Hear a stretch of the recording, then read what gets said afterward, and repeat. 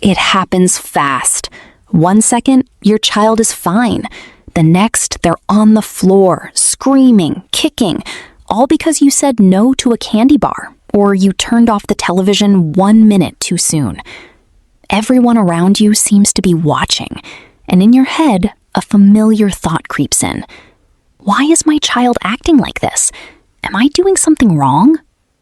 If you felt that mix of embarrassment and exhaustion during a tantrum, you're far from alone.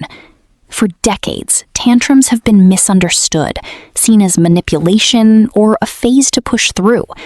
But what if a tantrum isn't your child trying to control you at all?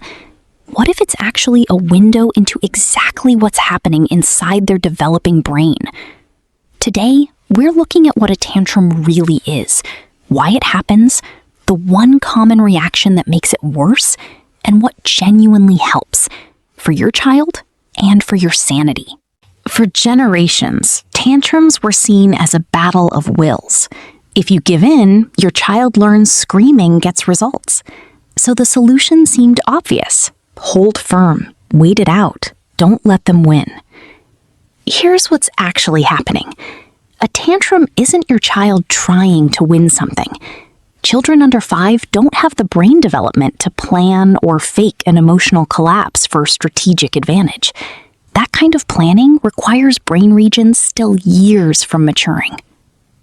A tantrum is what it looks like when a child's emotional system becomes completely overwhelmed, and their brain temporarily loses the ability to think its way back to calm. It's not defiance. It's closer to a nervous system short circuit. This doesn't mean boundaries don't matter. It means the goal during a tantrum isn't to win a battle. It's to help a child's brain find its way back to a state where thinking is possible again. Inside every brain, there's a small structure called the amygdala. Its job is to detect threats and trigger strong emotional reactions fast, before slower thinking parts of the brain can catch up. In adults, the prefrontal cortex usually steps in quickly to calm that alarm down. But here's the key fact. The prefrontal cortex is one of the last parts of the brain to fully develop. It isn't finished until the mid-20s. In a young child, that calming part of the brain is still extremely underdeveloped. So when a strong emotion hits, there's very little there yet to slow the reaction down. That's a tantrum, not bad behavior, a brain that is quite literally still under construction. This is sometimes called being flooded. In that state, a child genuinely cannot access logic or bargaining, even if they understood it perfectly 5 minutes earlier. Trying to reason with a child mid-tantrum is like trying to have a calm conversation with someone who is drowning. First, you help them get their head back above water. So, how do you know what's typical? Ages 1 to 2, tantrums are common and usually short, often from frustration with limited communication. Ages 2 to 4, this is peak tantrum territory. Multiple tantrums a day can still be normal. Ages 4 to 6, tantrums usually become less frequent as the brain matures. Ages 7 and up, frequent, intense tantrums become less typical and may be worth gently exploring further. What should actually concern you? Tantrums involving harm to self or others regularly, or a complete inability to recover, even with support? That's less common and worth discussing with a pediatrician. But for most parents watching this, what you're dealing with is a completely normal part of early brain development.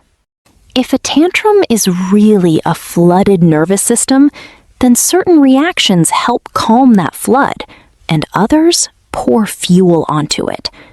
Here's the one that makes it worse, more than almost anything else.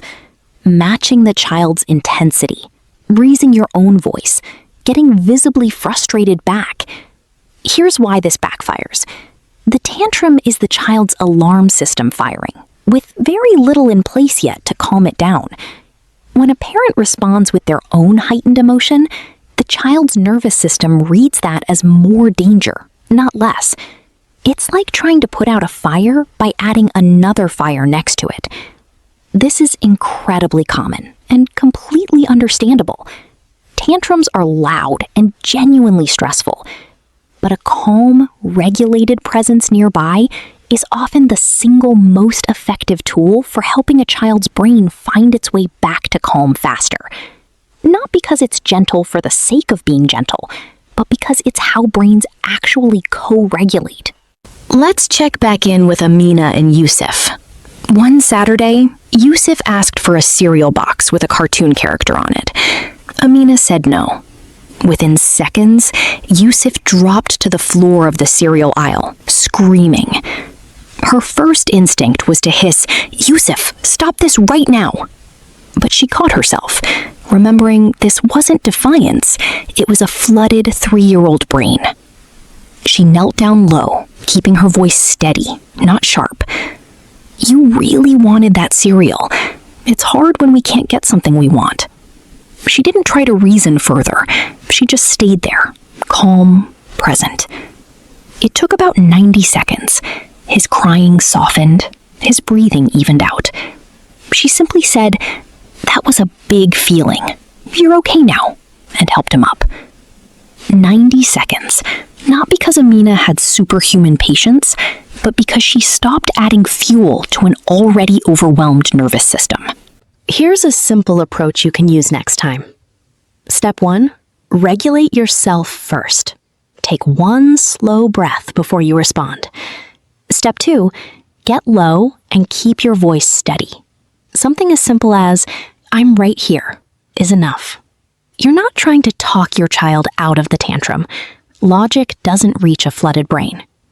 Step 3, hold the boundary without relitigating it. Calm and consistent, not calm and negotiable. Once your child has calmed down, that's the moment for connection and brief conversation, not during the tantrum itself. A simple, "That was hard.